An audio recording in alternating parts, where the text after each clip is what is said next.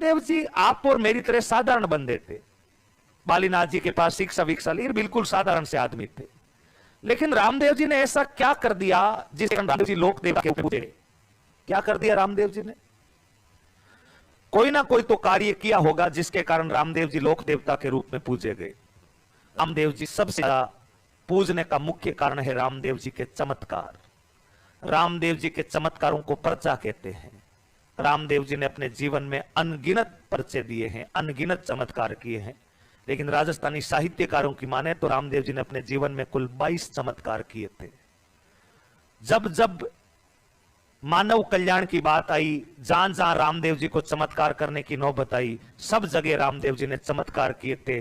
और अपने चमत्कारों के बलबूते पर ही रामदेव जी लोक देवता के रूप में, हालांकि एक कार्य नहीं था, कई कार्य में अभी एक एक गिनाऊंगा आपके सामने। रामदेव जी के पूजे जाने का पहला प्रमुख कारण रामदेव जी के क्या थे भाई? चमत्कार। चमत्कारों को क्या कहते? पर्चा। मैंने कहा रामदेव जी ने जीवन में अनगिनत चमत्कार किए, लेकिन एग्जैक्ट आंकड़ा पूछे तो रामदेव जी ने 22 चमत्कार किए। रामदेव जी के 22 चमत्कार याद नहीं रखकर आपको रामदेव जी का पहला और रामदेव जी का सबसे बड़ा चमत्कार याद रखना है। रामदेव जी के जीवन का पहला चमत्कार, या रामदेव जी ने अपने जीवन का पहला पर्चा अपनी माता मैणा को दिया। रामदेव जी बाल्यावस्था में थे, अपनी माता मैणा देव की गोद में सो रहे थे। रामदेव जी को नींद आ रही थी, माता मैणा देव उनको सुला रही थी। मैणा दे जब रामदेव जी को सुलाने के लिए बाहर आई थी, तब मैणा दे कोई चूल्हे के ऊपर किसी भगोने वगोने में कोई दूध रख करके आई थी। मैणा दे तो अपने बेटे को सुलाने में व्यस्त हो गई, उस दूध की तरफ ध्यान नहीं गया। अचानक दूध उपनने लगता है। दूध जब उपनता है तो अचानक से आवाज आती है सन की। बताओ, भगोना जलता तब आवाज आती है कि नहीं आती है? मैणा दे को वो आवाज सुनाई दी। मैणा दे ने कहा दूध उपनने वाला है। अब मैणा दे क्या करें? या तो उठकर जाए उस भगोने को उतार दे। अगर मैणा दे उठेगी तो उसके छोटे बालक रामदेव की नींद खराब हो जाएगी, क्योंकि वो आधी नींद में अभी उनकी गोदी में सो रहा है। रामदेव जी आधी नींद में अपनी माता जी के इस असमंजस की स्थिति को समझ रहे थे, और रामदेव जी सोते सोते अपने हाथ को थोड़ा सा आगे बढ़ा देते हैं। जिस भगोने में दूध उपन रहा था, वो भगोने से दूध आधा मीटर ऊंचा है, लेकिन जमीन पर नहीं गिर रहा है। इस दृश्य को देखकर माता मैणा दे ने कहा, यार ये बंदा कोई साधारण तो नहीं है, बेहद प्रभावी बंदा है। रामदेव जी के जीवन का ये पहला पर्चा था जिससे दूध उपनते दूध को रोक दिया था। रामदेव जी ने पहला पर्चा अपनी माता को दिया था, और माता जी का नाम बताओ क्या था? मैणा। रामदेव जी ने अपने जीवन का सबसे बड़ा चमत्कार पंचपीपली नामक स्थान पर किया था। रूणेचा के थोड़ा सा आगे आप निकलते हो तो 5 पीपलियों का एक चौराया है, उसको अपन पंचपीपली कह देते हैं, अपने जैसलमेर जिले में है। एक बार मक्का के 5 पीर रामदेव जी से मिलने के लिए रूणेचा आए हुए थे, पोखरण के पास बैठे थे। रामदेव जी और ये मक्का के 5 पीर पंचपीपली उन पीपलियों के नीचे बैठे बैठे बातचीत कर रहे थे। शाम का समय हो गया। रामदेव जी खा जाता है, ब्याड़ू कर लेते। मक्का के 5 पीरों ने मना कर दिया, बोला नहीं, हम खाना केवल सोने के बर्तनों में खाते हैं, और वो सोने के बर्तन हम मक्का भूल करके आ गए हैं, इसलिए जब तक मक्का नहीं चले जाते तब तक हम भोजन नहीं कर सकते। रामदेव जी ने कहा, हमारे यहां कौन सी सोने की कमी है, अभी बनवा देंगे सोना, बाहर तो सोने की चिड़िया है। उन्होंने कहा नहीं, हम हमारे केवल मूल बर्तनों में जो हमारे वहां पड़े उन्हीं में खाना खाएंगे। रामदेव जी ने कहा कोई बात नहीं, मक्का कौन सा दूर है यहां से, 1800 किलोमीटर तो है मात्र, अभी मंगवा देंगे। आप तो ऐसा करो, हाथ वाथ धो के आओ डिटोल से बढ़िया, और मंत्रोच्चार करो, 5 मिनट भगवान का नाम लो। वो मक्का के 500 पीर अपनी आंखें बंद करके भगवान का नाम रामदेव जी के कहने पर लेने लग गए। रामदेव जी अपनी देवीय शक्ति का प्रयोग करते और अपना चमत्कार दिखाते हुए मक्का में पड़े वो सोने के बर्तन लाकर पंचपीपली नामक स्थान पर रख देते हैं। मक्का के पीरों ने जब 500 ने आंखें खोली तो वो आश्चर्यचकित थे। उन्होंने कहा ये क्या है? रामदेव जी ने कहा पंचायती मत करो, भोजन करो। रामदेव जी के उस चमत्कार को देखकर मक्का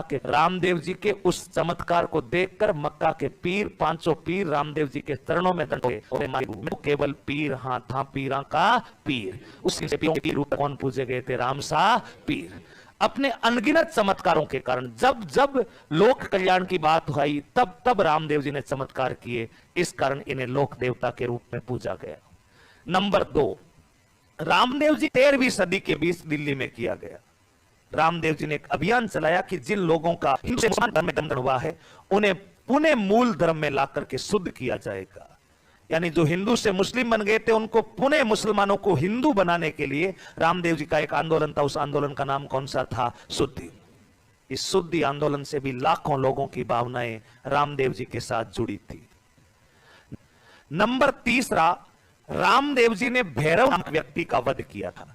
अपन बोलचाल में बोल देते भैरव राक्षस। ये भैरव कोई राक्षस नहीं था, कोई भूत नहीं था। भैरव आप और हमारी तरह साधारण बंदा था। तो फिर राक्षस क्यों कहते हैं? राक्षस इसलिए कहते हैं कि इसके काम राक्षसों वाले थे। राक्षसों वाले काम कौन से होते हैं? ये उस समय मारवाड़ का सबसे ज्यादा धनी बंदा था। इसके मुकाबले किसी के पास पैसे ही नहीं थे। मारवाड़ क्षेत्र में अकाल बहुत पड़ते हैं। मारवाड़ के लोगों की आर्थिक जीवन का प्रमुख आधार कृषि और पशुपालन है, और जब बरसात नहीं होती तो मारवाड़ के लोगों की कमर टूट जाती है। वो जैसे तैसे करके इधर उधर से पैसे उधार लेकर के अपना पारिवारिक जीवन चलाते हैं। जब भी मारवाड़ के लोगों को पैसों की जरूरत पड़ती वो प्राय भैरव नामक इस सेठ के पास ही जाया करते थे।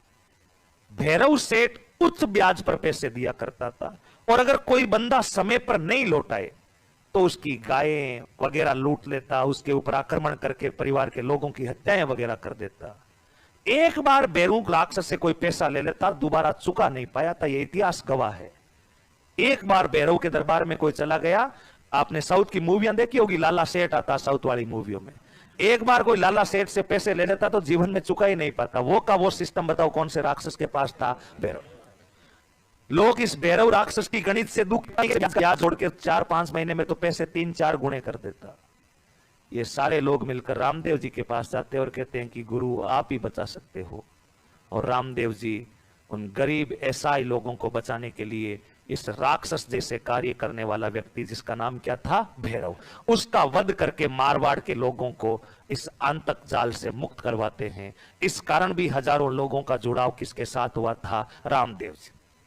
नंबर 4, लोग इस भैरव राक्षस की गणित से दुखी थे, पता नहीं कैसे ब्याज का। नंबर 4, रामदेव जी ने एक आंदोलन चलाया था। रामदेव जी के उस आंदोलन का नाम था कामड़िया आंदोलन, और इस कामड़िया आंदोलन के दौरान ही इन्होंने एक पंथ भी चलाया था। उस पंथ का नाम क्या है? कामड़ी।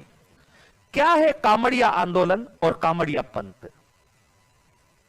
छुआछूत और भेदभाव को मिटाने का प्रयास करने वाले पहले बंदे अगर कोई राजस्थान में थे तो वो रामदेव जी थे। रामदेव जी का कामड़िया आंदोलन यह था कि वे प्रत्येक दिन अलग अलग गांव की यात्रा करते थे। कहीं पर भी एक जगह पर वो एक दिन रुकते ही नहीं थे। आज इस गांव में तो कल उसमें तो परसों अगले में। और प्रत्येक गांव में जाकर रामदेव जी रात्रिकालीन जागरण करते। रामदेव जी के जागरणों को जम्मा कहते हैं। लेकिन रामदेव जी के जागरण की एक विशेषता हुआ करती थी। जो भी बंदा रामदेव जी के जागरण में भजन सुनने के लिए आएगा वो सारे के सारे नीचे दरी पर बैठेंगे। रामदेव जी स्वयं भी मंच पर नहीं बैठते, चेयर पर नहीं बैठते, सोफे पर नहीं बैठते, स्वयं दरी बिछा करके जमीन पर बैठते। और उनके सामने चाहे वो किसी भी जाति का हो, किसी भी वर्ग का हो, किसी भी धर्म का हो, या कितना भी बड़ा सेठ हो, राजा हो, अगर उसे रामदेव जी के जागरण में आना है तो एक जाजम पर एक दरी पर बैठना होगा। जब लोग एक जाजम पर बैठेंगे तो एक समाज में संदेश जाएगा कि कोई ऊंच नीच नाम की कोई चीज नहीं है। सभी वर्गों के सभी लोग एक जगह रामदेव जी उपदेश सुनते थे। तो रामदेव जी ने छुआछूत को मिटाने के लिए कौन से आंदोलन का प्रवर्तन किया था? कामड़िया। छुआछूत, भेदभाव, ऊंच नीच इत्यादि को मिटाने के लिए कामड़िया आंदोलन चलाया। और इस आंदोलन के दौरान इन्होंने कामड़िया पंथ स्थापित किया। कामड़िया पंथ का उद्देश्य यह है कि कामड़िया पंथ में जो भी बंदा दीक्षित होगा वो किसी भी जाति, धर्म, लिंग के आधार पर किसी के साथ भेदभाव नहीं करेगा। ये इस पंथ का मूल भाव है।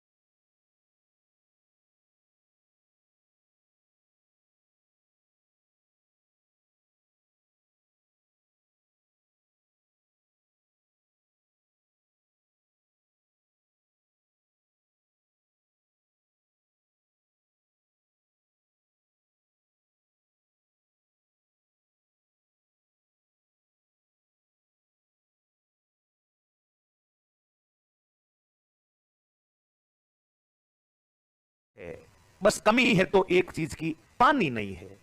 बाकी संस्कार, भक्ति, तप, त्याग, तपस्या, सब शौर्य सब मारवाड़ में है, पानी नहीं है।